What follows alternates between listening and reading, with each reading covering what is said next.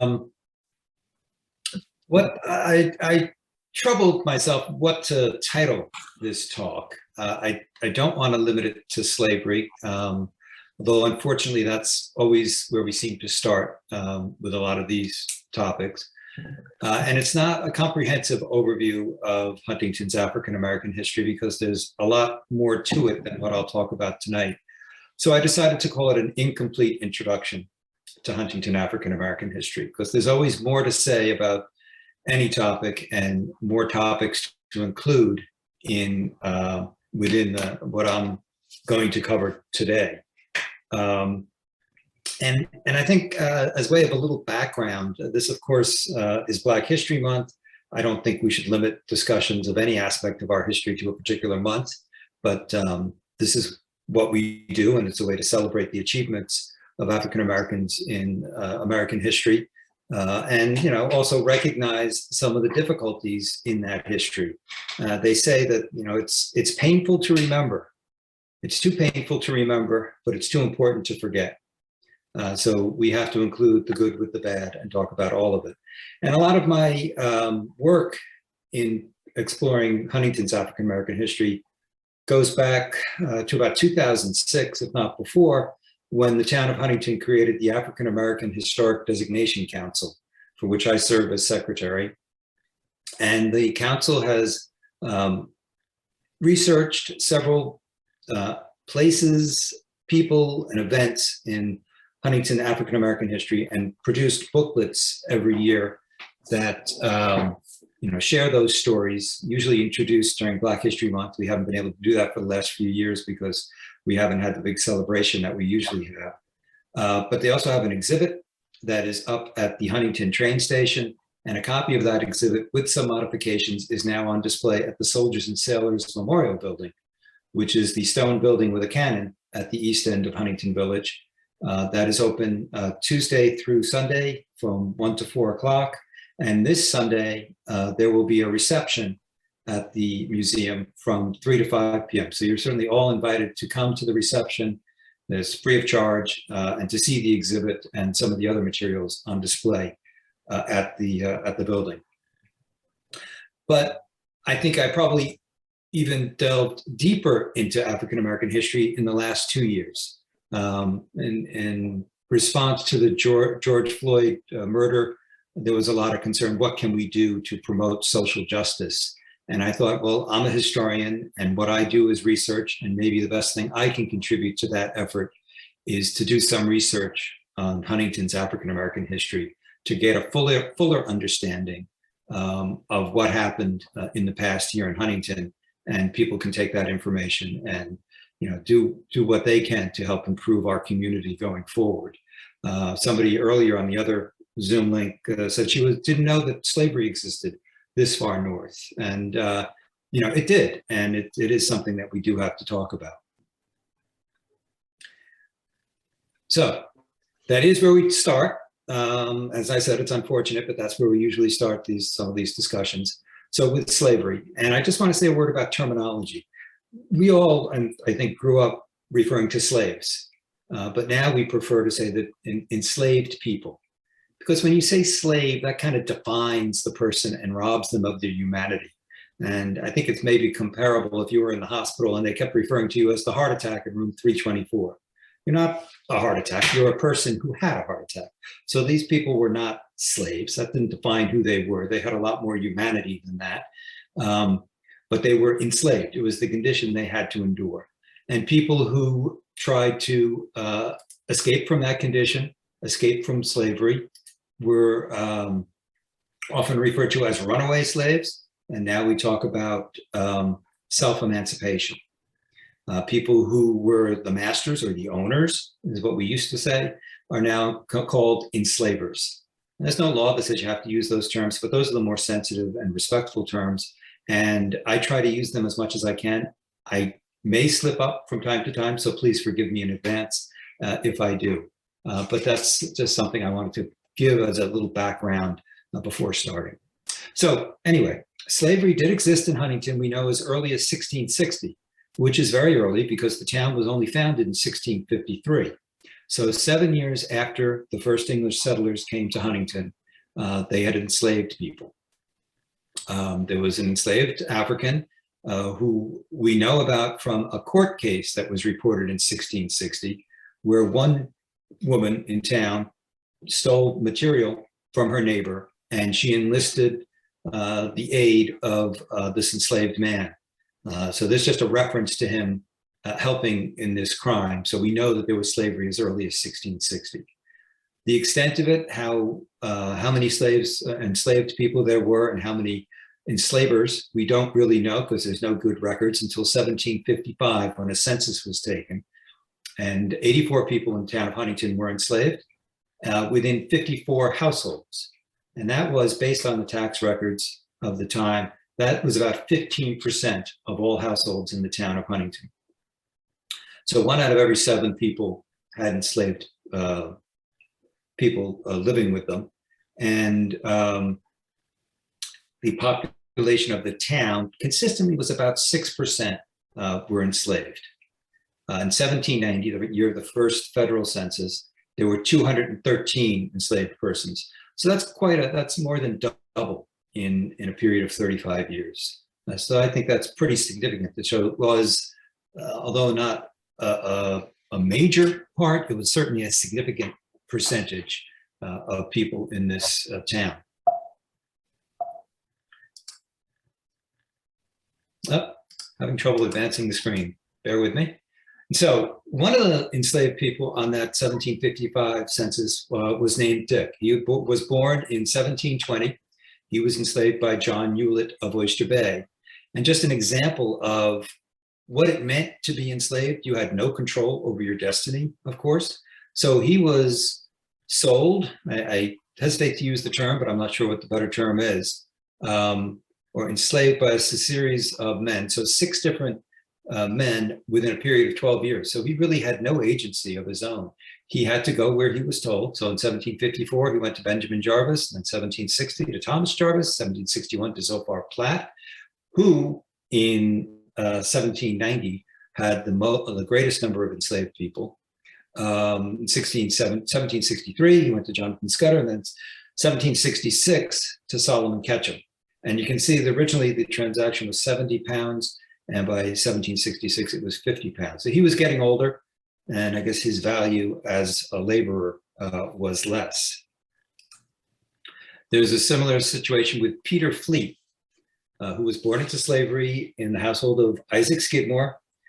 At the age of 10, he was sold to Gilbert Fleet, and then to Augustus Fleet. And you can just see he went from household to household and household throughout his life, and not only household to household, but town to town, from Huntington to Oyster Bay to Brookhaven to Smithtown to North Hempstead. And then finally, he came back to Huntington after he had received his freedom. And he married and had 7 children. So it looks like he survived being enslaved and did go on to at least some sort of a normal life. People often think that, well, slavery in the North wasn't as bad as in the South. I'm not sure you can ever say that being enslaved was not bad. You were captive, you had no rights, you had no agency, you could not decide what you were going to do or where you were going to go. And as sort of evidence of how bad it was, you see many of these reward advertisements in the newspapers. Most of the newspapers were in New York City. We didn't have any papers out here on the island. And they were often referred to as runaway slave, runaway from subscriber. And this is a man named Charles who ran away from Gilbert Valentine, who lived in West Hills. And it gives a little description of who he was. He's 5'9". He has a scar on his left cheek, very dark complexion, describes the clothes that he wore.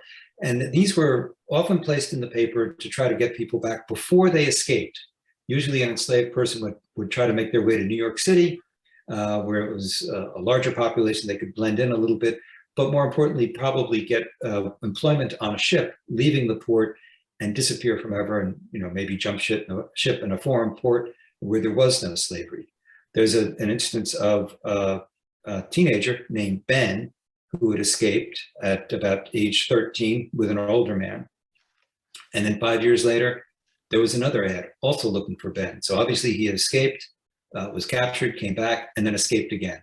And some of these ads, they talk about the runaway having scars from being scalded as a child. And you wonder if the scalding was because of an accident or because of punishment. And I'm sure in many of the cases, it was probably punishment. And maybe Charles's scar on his left cheek was also as a result of punishment. Another example of how horrifying being enslaved could be is this legal opinion written by Silas Wood, who was a lawyer who later served in Congress representing Long Island, written to Benjamin Horton in 1817. Benjamin Horton had an enslaved woman that he conveyed to a gentleman named Mills for a period of 8 years. At the end of 8 years, the woman was to gain her freedom. During that 8-year period, she had a baby. And so Horton asked Silas Wood for his legal opinion on what became of the baby. Generally, children followed the legal status of their mother. So if your mother was enslaved, you were enslaved. It wasn't the father, you followed the legal status of your mother, which of course in the case of rape by an enslaver of an enslaved person meant that the child was going to be enslaved. In this case, Silas Wood said, well, we have to look at the laws governing domestic animals, because enslaved people were treated the same as domestic animals as the property of the person who owned them. And under the laws of domestic animals, if an offspring of an animal becomes the owner of whoever had possession of that animal when he was born. So in this case, the woman would get her freedom at the end of the 8 years, but her baby would remain enslaved to Mr. Mills. I can't think of anything worse than that, knowing you're getting your freedom, but your baby will not. This shows the federal census for the 10 years, every 10 years. So as I said before, there's 213 enslaved people in 1790. There were 74 other persons or free people of color. Other persons might have included indentured servants who were only serving for a period of years. They knew that they would eventually receive their freedom, unlike the enslaved, who were not only going to be enslaved for their lifetime, but their children were going to be enslaved for their lifetime, and their grandchildren and their great-grandchildren ad infinitum. But you see, starting in 1800, the number of enslaved people in Huntington is decreasing steadily. And by 1830, there were no reported enslaved people in Huntington. And that is a result of the gradual manumission laws passed by the state of New York, starting in 1785. In 1785, enslavers were given the option to grant freedom to manumit the enslaved people in their households. If the person was over age 50, they had to post a bond so that the person would not become a charge to the public, where the public would have to take care of them because they were indigent and couldn't take care of themselves. These are two manumission papers filed by the Conklin family of Charles and Experience, who were brother and sister in Cold Spring Harbor. Eventually, in 1799, New York State passed the gradual emancipation law, which said that all children born after July 4th, 1799 would be free when they reached the age of 28 for boys and 25 for girls. And the enslaver of the mother, the enslaved mother, had to record their birth within 9 months and pay a fee of 12 cents. And they also had the option of deciding whether they wanted to abandon the child, which really means abandoning their rights to the child. So they could either keep the child until it became 25 or 28, depending on the gender, and get some labor out of them for that period, or abandon them, in which case, when the child reached its first birthday, it would be turned over to the overseers of the poor. And then the overseers of the poor would have to take care of the child. They would get reimbursement from the state of New York of $3.50 a year for each child under the care of the overseers.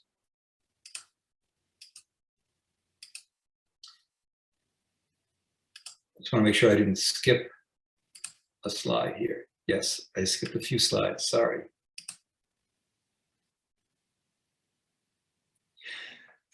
This is an example of a manumission paper. So you could, other than the children that I talked about before, you could decide to manumit or grant freedom to an enslaved person. And you typically went to the overseers of the poor to apply for approval. And this is the manumission for a man named Samuel. The overseers certified that he was under age 50, and sometimes they just, records may not have been very well kept, but they just did it based on his appearance. And they determined that he was of sufficient ability to provide for and maintain himself and would not become a charge to the public, and therefore they consent to the manumission. This is one half of the process, and then the enslaver would have to sign a manumission paper granting the person the freedom. Now, this is very interesting. Unlike the two cases I talked about before of Dick and Peter Fleet, who were transferred from person to person, family to family over their lifetimes, when Solomon Ketchum manumitted James in 1799, he gave him hereby grant him full power to go where he may see fit. So he did not have to go wherever he was told. He could go wherever he wanted to. So I think it's very evocative of the difference that the manumission would make. Now, as I mentioned, the overseers of the poor, this is the guidelines for the overseers. The overseers of the poor were not set up just to deal or to take care of enslaved persons or formerly enslaved persons. It was for anyone who was poor. And it comes out of the Elizabethan poor laws in England. And it had been around for a long time. And it had been the church was responsible for taking care of the poor of a parish. But as the monasteries were disestablished and King Henry changed the laws, it became the responsibility of the local community. And they appointed overseers of the poor to be responsible for making sure the poor people were taken care of. And the way they did this was to farm people out. So if you were poor and you couldn't take care of yourself, they would sort of have an auction of some sort to have people bid to be paid by the overseers to take care of you. So if you were someone who could do a lot of work, they might pay less because they could get some labor out of you. If you were someone who was older and couldn't really contribute to your own support in this other household, the overseers would pay you more because you wouldn't get the return on their labor. So it's kind of similar to being enslaved because you're doing forced labor. But if you were able to take care of yourself, you wouldn't have to go through the overseers of the poor. And what we find is a lot of the people who were manumitted did end up having to rely on the overseers of the poor to some extent. Before I get to that, there was eventually, in 1825, the town of Huntington established a poorhouse where all the poor would go and live in one place near the Village Green. It's between what is now the Village Green and the Cinema Arts Center. There was the Wicks Farm, and they would live there. And it was segregated. Blacks and whites did not live in the same area. They were in the same house, but in different sections of the house. And one of the enslaved people in this period was Jupiter Hammond. He doesn't necessarily show up in the statistics for the town of Huntington because he lived on Lloyd Neck. And at the time, Lloyd Neck was part of the town of Oyster Bay. It didn't become part of the town of Huntington until the 1880s. He was enslaved by the Lloyd family. He was born in 1711, which is the same year that Henry Lloyd came from Boston to settle on Lloyd Neck and established his manor there called Queen's Village. Jupiter Hammond lived with 4 generations of Lloyds because Henry died, and then his son Joseph took Jupiter Hammond with him. In 1760, Jupiter Hammond, who could read and write and probably preached and was well respected and well trusted by the Lloyd family, he published a poem, An Evening Thought, Salvation with Christ, by Christ, with penitential cries. It's all about, it's very religious. It's a spiritual work published in 1760, making Jupiter Hammond the first published African-American in this country. Some people think it's Phyllis Wheatley. Phyllis Wheatley was a few years later. She published a book of poetry poetry. So she could have the distinction as publishing a book, and An Evening Thought was just a single poem, but it was published before Phyllis Wheatley. Later on in life, Jupiter Hammond published an address to the Negroes of the state of New York, which to some extent is credited with influencing New York State to pass the Gradual Manumission Act of 1799. This was published in the 1790s. This edition is 1806. So it was around the time that we think Jupiter Hammond died. He lived about 90 years. We don't know the exact year of his death, but he did seem to have gained his freedom at some point and ended up living in this house on West Shore Road in Huntington, across from the Mill Dam ball fields. This is 73 West Shore Road. It was purchased by his great nephew, Benjamin Hammond. And we know that because later in life, Benjamin Hammond applied to the overseers of the poor for support and gave a little history that said he had purchased this house. And we believe he was able to purchase the house because Jupiter was left an inheritance by the Lloyd family, the income from an orchard on Lloyd's Neck. So with that income, they could afford to pay the mortgage or whatever they needed on this house. But after Jupiter died, that source of income disappeared. So Benjamin was forced to sell the house and seek support from the overseers of the poor. Now, the question is, where was Jupiter Hammond buried? Nobody knows for sure, but we do have a pretty good idea. On Lloyd Neck, there was a family vault, and it's talked about in the Lloyd family papers. They were building this vault where all the members of the family were interred.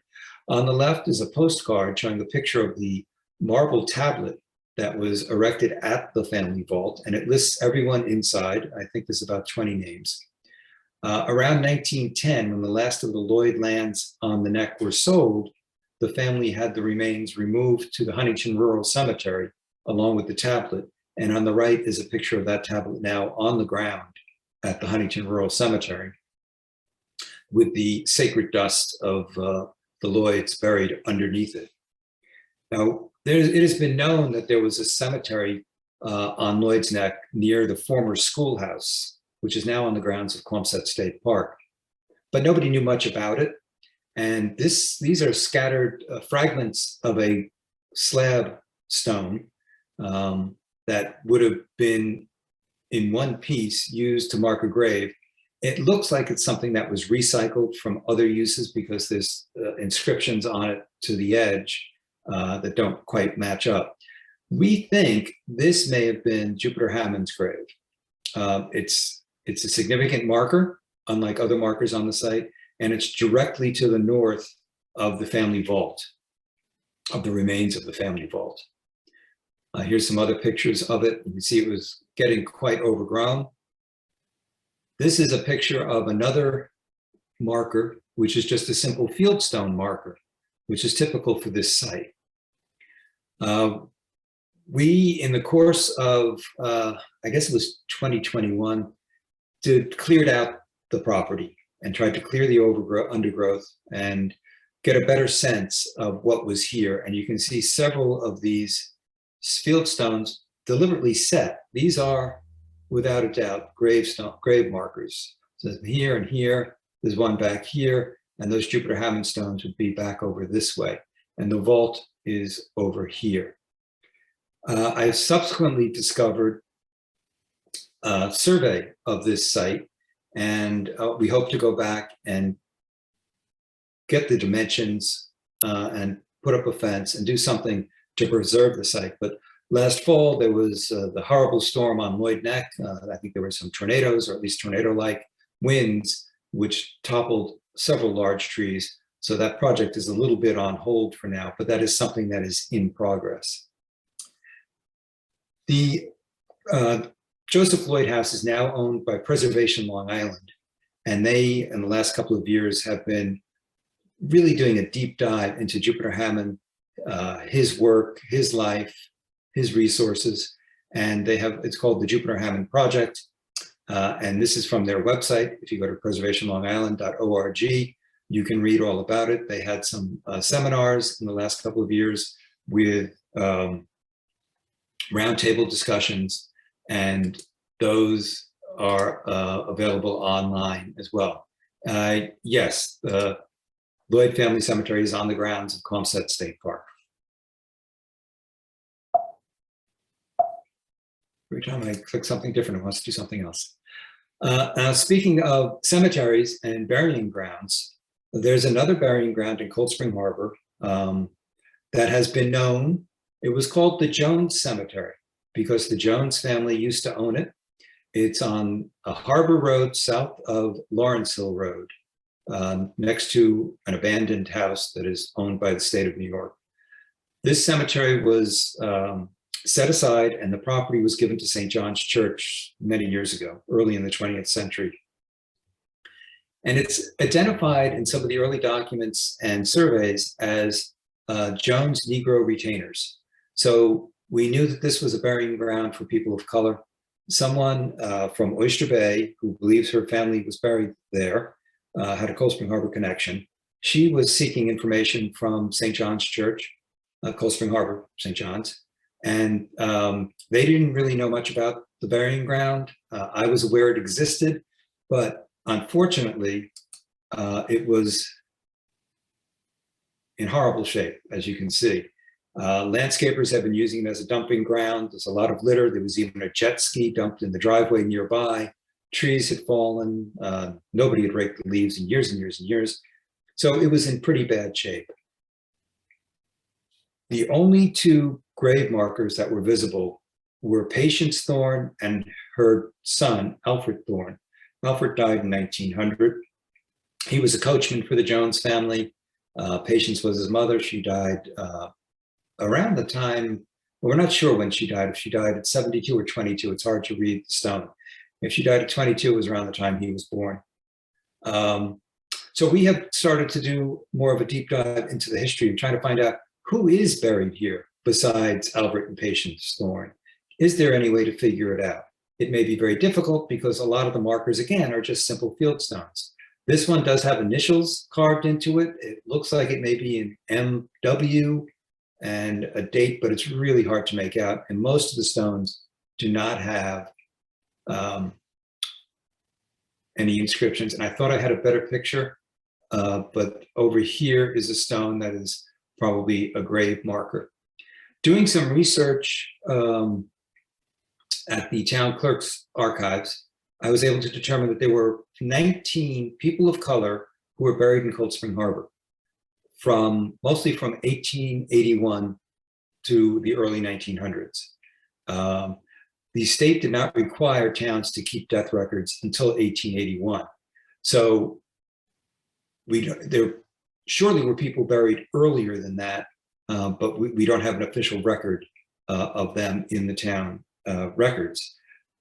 There was a short period in the 1840s where the state required death records. In 1847, we do have an entry for Mary Jane Crippen, who died in August of 1847.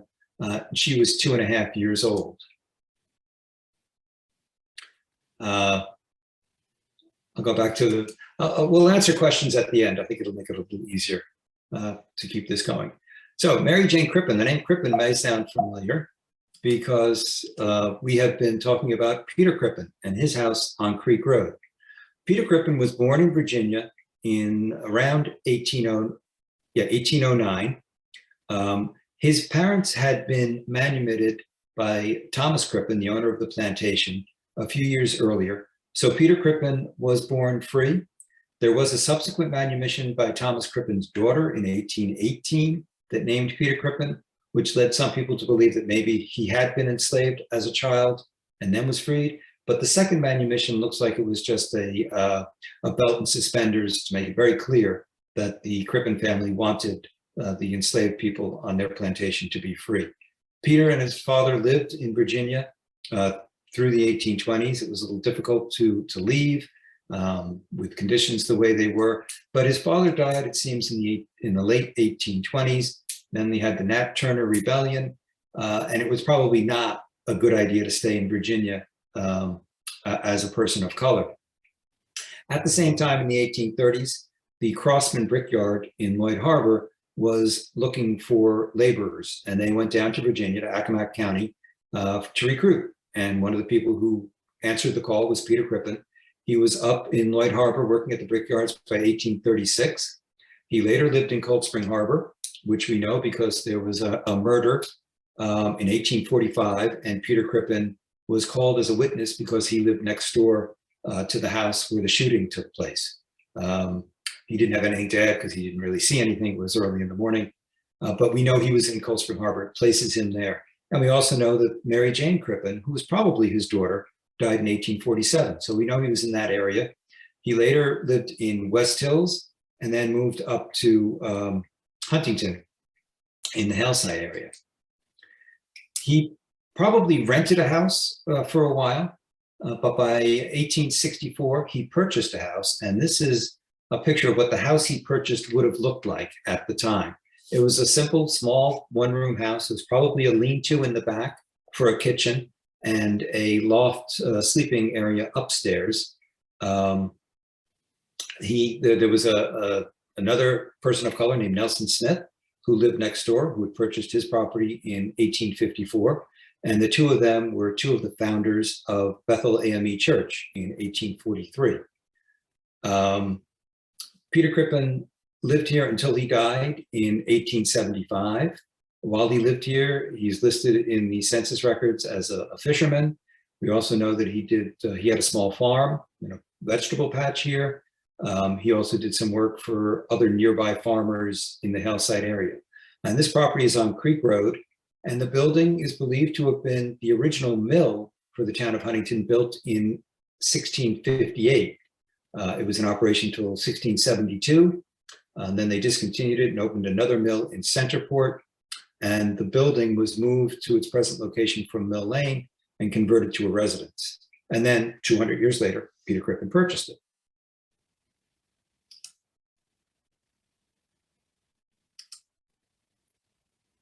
Went a little too far. So this is that section that was shown in the artist rendering. As you can see, it's kind of sinking into the mud and not in very good shape, covered with vines and peeling aluminum siding. After Peter Crippen died, his children continued to live there. Actually, 6 generations of the Crippen family lived in this house. And shortly after he died, they built the addition to the side, a 2.5-story, 3-bay wing, which became the main part of the house, and the old part was the dining room. This is what the full house looks like from front on, and this is unfortunately people's impression of the house. They look at it and they see this falling down wreck, and it does not really bode very well for what it is, and it doesn't really give any indication of how important this site can be to our understanding of African-American history in the town of Huntington. We have applied to the New York State Historic Preservation Office, and they have determined that the part to the right, the original wing, that was the mill, is eligible for listing on the National Register of Historic Places. It was not an easy argument to make. There was a lot of skepticism, but they saw the light of the importance, not only as an early industrial building, maybe one of the earliest industrial buildings in the country that still survives, but also as part of the development of African-American history here in the town of Huntington. So they have deemed it eligible for National Register listing, and there's an effort underway to try to save it, at least the history of the house, and to some extent the house as much as we can. Now, the house didn't always look like this. This is an aerial shot from 1959, and you can see the house is in very good shape. The property is small, but they were active. They had some fruit trees. They grew vegetables, as I said. They had chickens. There was a little pig pen over here. So they were self-sufficient to some extent and supported themselves. Now, the reason we have this picture is because it's a picture of the sewage treatment plant, which surrounds the house on 2 sides, as you can see. The sewage treatment plant was built in 1917 over the objections of William Crippen, who didn't want to live next to the smells and odors of the sewage treatment plant. But of course, he was unsuccessful, and that's the way it is today. And it's not a very pleasant location to live. But someone did live here. Ray Carman, who died in 2001, lived here all his life. So it was occupied up to 20 years ago. So here's a location of where it was when it was a mill down on Mill Lane, which is by the Suffolk County Water Authority behind the car wash. This is its current location. up on Creek Road near the two roundabouts. Here's Heckscher Park to get a sense of where it is. There's the hospital.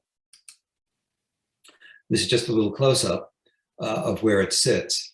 What we'd like to do to save it, at least the old part, is to relocate it to a better location than where it is now. These are just some pictures from 2006, because this effort really started as far back as 2006.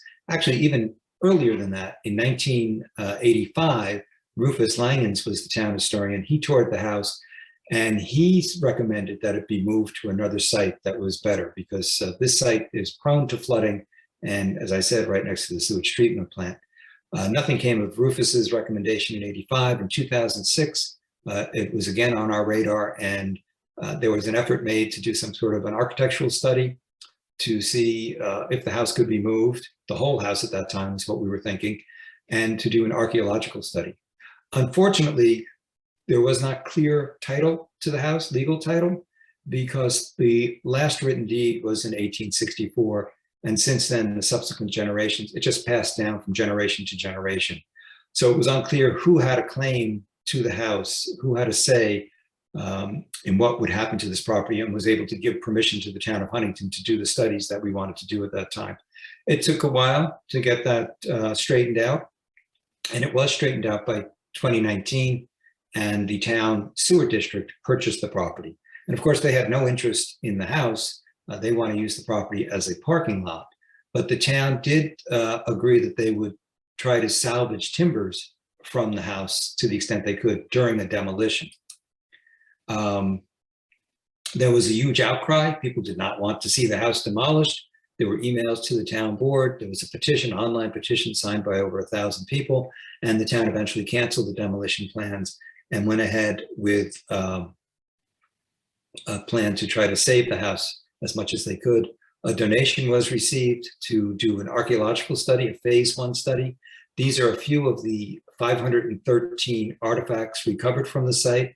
A lot of ceramics. You can see some buttons on the bottom, broken plates and bowls and dishes. Here are some children's toys that are very small, and these are on display at the Soldiers and Sailors building now. This is a quartz biface, which means it's a piece of quartz that has been worked on two sides. So this actually is much older than the Crippen occupation of the site. This goes back to the indigenous population here in Huntington. So the site not only can yield information from the Crippen period of residence, but even earlier than that. The results of the phase 1 study indicate that there should be a phase 2 study. And currently there's an effort to raise money for that phase 2 study, which I'll talk about in a bit. So our plan is to try to move the house to property next door, or nearby, I should say. This is the current location of the house. There's this 2-acre open field up here across from the American Legion by the second roundabout, and we would put the house pretty much where this star is. You generally don't like to move historic houses because they lose their context. You want to keep them in their place, otherwise they lose some of their historic significance. But in this case, as I said, this site is prone to flooding. It's right up against the sewage treatment plant. It's not a good location for preservation. This other site gives you the similar context. It's near the water. It's more open, more accessible to the public. And even though it's close to the sewers plant, it doesn't have the odor issue. The winds must blow the other way, and that is a much better location. So this is where we'd hope to move it. This is a site plan donated by the Laurel Group, a local landscape design firm. And this is where that old part of the house would move to, and we would do some sort of a patio giving the outline of the larger wing, so people can get a sense of what the house had been. And as part of this project, also build a museum of African-American history and culture in the town of Huntington. Sorry, going the wrong way. The town of Huntington has taken some steps to recognize the importance of the site, and the town board has been very supportive of the efforts. They renamed Creek Road Peter Crippen Way last year. And there was a ceremony, and Kip Carman, who's one of the sixth generation of the Crippen family who grew up in this house, visited, and he spoke at that ceremony. A historical marker has been placed on the site. So even after the house is moved, its historic significance will be recognized. This historical marker says erected in 2020, didn't actually happen until 2021. That's a COVID pandemic delay involved there. And as I said, there's an effort made to raise money for the phase 2 of the archaeology study. This is the website of the 1653 Foundation, which is acting as the fiscal agent for the to-be created African American Museum. Until that museum is created and has its own 501c3 status and can accept donations, 1653 will accept donations, and they are actively trying to raise money. There is currently a challenge grant, a matching grant of $10,000. All donations received from now until March 31st will be matched dollar for dollar. The phase 2 archaeology will cost $30,000. $7,000 was raised last year. And so far this year, over $5,000 of donations have been raised, which will be matched. So we're at about $17,000. And certainly if we meet or exceed that challenge, we will have very close to, if not the $30,000 needed to complete the archaeology study. And more important than just raising the money, it shows public support for this project. And as we apply for grants from government agencies and foundations, if they see that the community is behind this effort, they're more likely to award a grant rather than just something that doesn't seem to have any community behind it.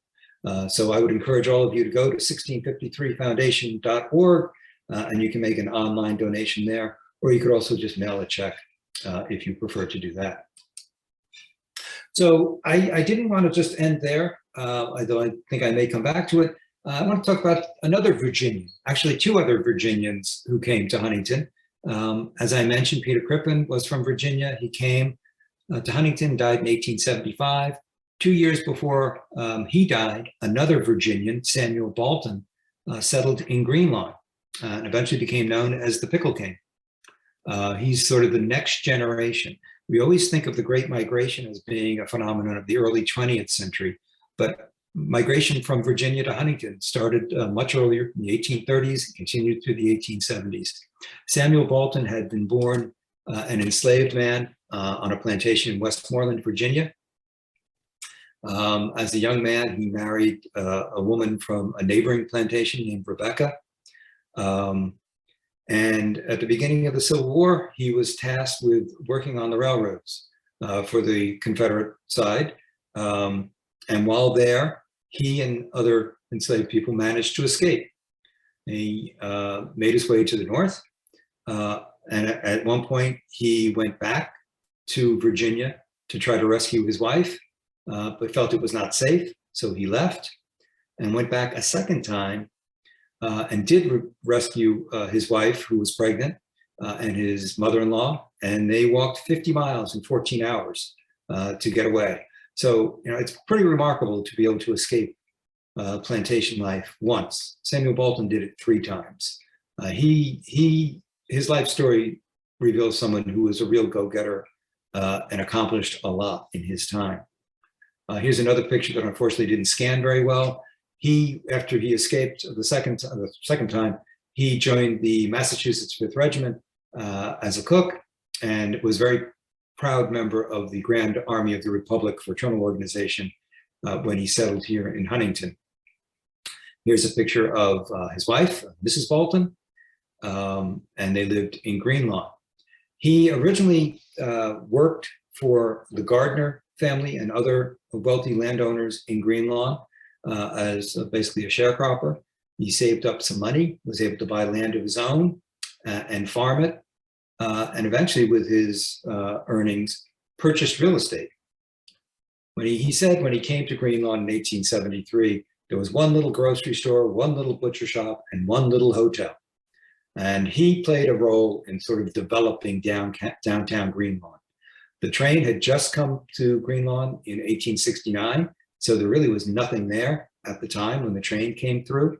The settlement was really in Centerport, and Greenlawn was originally known as Centerport Station. received its own name a few years later, at least by 1873. So this is a map of 1873. You can see the crossroads between Broadway and the railroad station. Samuel Bolton purchased this property on the corner of Broadway and Railroad Avenue. It was a few acres. It was actually in the name of his son-in-law, James Jackson. They subdivided it into building lots. They built some of the houses along Smith Street.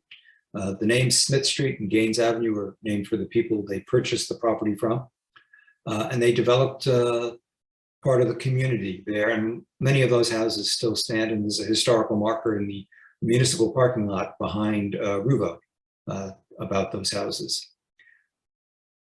Further east, the Boulevard extension on their Taylor Avenue, he purchased more land in the early 1900s when the railroad was improving their line, gaining access to Penn Station, and there was talk of moving the train station to the east, and they thought it might go as far east as Taylor Avenue. So on one of these lots that he subdivided, he built this building to be a store. This was meant to be a store right on the train tracks, but the train station ended up being built further west by Broadway. So this became the home of his daughter for many years, and I think his granddaughter, Bernice Easton. Samuel Bolton and his wife, Rebecca, celebrated their 50th anniversary in this house, which still stands on the north side of Boulevard Extension. And then he died in 1917. At the time, he lived in this house over here on the northwest corner of Taylor and Boulevard. Of course, pickles and their contributions and role they played in Green Lawn history is still celebrated at the Pickle Festival by the Green Lawn Centerport Historical Association every year in the fall at the John Gardner Farm. And Gardner is one of the families that Bolton had worked for when he first arrived here. Now, another Virginian who came to Huntington at the same time, I mean, it was here at the same time as Samuel Bolton, although younger, was Booker T. Washington. Booker T. Washington was born into slavery in 1856 in Virginia. He was freed at the end of the Civil War. He went on to get an education, worked in salt furnaces and coal mines, but saved up his money and went to school at Hampton College, and eventually and taught at Hampton, and was eventually invited to become the first president of the Tuskegee Institute in Alabama. Now, part of his work at Tuskegee as president was to do fundraising. So he had to come up north. Originally, he went to the Boston area, but eventually came to the New York area in the early 1900s to raise money for the school. This is where the money was. There certainly were no wealthy white people in the South who were probably not going to support a school for African Americans. So he would come north to raise money. Perhaps the first time he came to Huntington was in October of 1901, when he spoke at the Opera House, which was on the north side of Main Street between New York Avenue and Stewart, burnt down in 1911. And he spoke to raise money for the trade school. And this talks about the autobiography, which is Up from Slavery, had just been published also in 1901. But it was also interesting, this was on Saturday, October 18th. 2 days before, Booker T. Washington made history by becoming the first African-American to dine at the White House with the president. And this was criticized repeatedly, especially in the Southern papers. This is one of the most frequently quoted observations of the dinner by the Southern press. It was the most damnable outrage which has ever been perpetrated by any citizen of the United States, referring to President Roosevelt. This was just a month or so after President Roosevelt became president, and he didn't really care what they thought in the South. He was really courting Booker T. Washington's support more than anything else. And Booker T. Washington remained an advisor to the president throughout his time. So I think it's very interesting that this very controversial dinner took place, and 2 days later, Booker T. Washington was here in Huntington, where he was warmly received. People thought highly of him. In 1907, he started to rent a house in Lloyd Harbor, the Van Wyck farm. And here's a letter he sent to Mrs. Helen Van Wyck Lockman, who was the owner of the house, who rented the property to him, thanking him for use of the house and saying that they were enjoying it and everything was very satisfactory. This is the house. It's right on the water, looking towards the lighthouse at the end of Van Wyck Lane. Unfortunately, this house, which has an ancient history, it dates to the 18th or 17th century, was torn down a couple of years ago, which was a tremendous loss to the community. But it's in the village of Lloyd Harbor, which does not have a historic preservation law. So there was really nothing to do to prevent it from being torn down. But a lot of the papers from that house were donated to the Huntington Historical Society, and included was this photograph, which is not identified, but it's this in the lighter suit over here. That appears to be Booker T. Washington, as far as I can tell from the side. And this must be his family, because his family came up with it every summer. And the water in the background is kind of washed out. So after spending a few years renting in Lloyd Harbor, he said he would like to buy a place of his own. And he did in 1911. He purchased this house in Fort Salonga overlooking Long Island Sound. It's at the top of a bluff. It's a tremendous view and about 180-degree view across the Sound. It's a wonderful location. Unfortunately, the house has been vacant for many, many years. It was, he sold it in 1915, shortly before he died, and then purchased a house on Green Street in Huntington, which is now Finley's Restaurant. So he owned that for a short time, and then his widow owned it. And that seems to have been a rental property, because he talked about hoping to rent it out and use the income.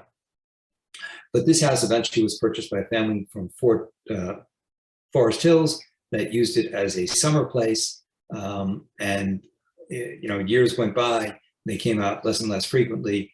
And eventually the two sisters who had inherited it died, and the house sat vacant. There was an effort to, it was designated as a historic landmark by the town of Huntington to protect it from demolition. And there was an effort to revoke that designation and tear the house down. But the town said, we're not going to do that. So now there's an application to move the house. It faces the water. So from the road, you see the back of the house. The application is to take the house, turn it so it faces the street so people can see it better, and then build another new house behind it that will be connected by a breezeway. Those plans have been approved. I'm not sure where the owner is in implementing the plans, but we hope he does it soon, because the house has been vacant for too long. And as I said, generally we don't like moving historic houses, but this one has already been moved once to get it away from the eroding bluff. And it is pretty close. This corner over here on the right-hand side is maybe about 20 feet from a severe drop-off down to the beach. So it would be nice to see that moved and saved to the extent that it can.